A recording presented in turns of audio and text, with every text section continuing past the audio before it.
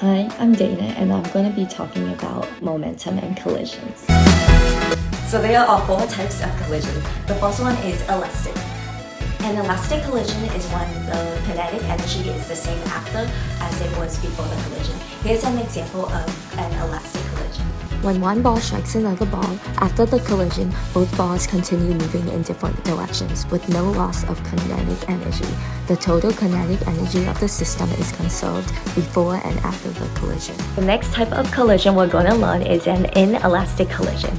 An inelastic collision is when the kinetic energy is less than after the collision than it had before.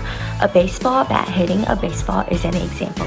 After the collision, the baseball and bat stick together for a moment before separating. This is because some of the kinetic energy is lost as the ball and bat make impact. The third collision that we're going to talk about is perfectly inelastic. This is when the objects stick together as a result of the collision, with a huge loss of kinetic energy while still conserving momentum. Let's look at an example. An elastic collision can be shown using two balls of clay rolling towards each other, sticking together after the collision.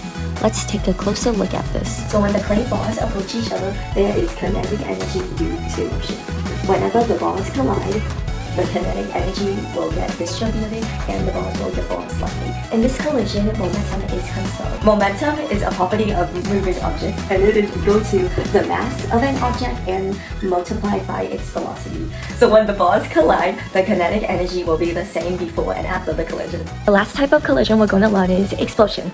This is when the system has more total kinetic energy after the collision than before the collision. The kinetic energy is gained from another form of energy during the collision.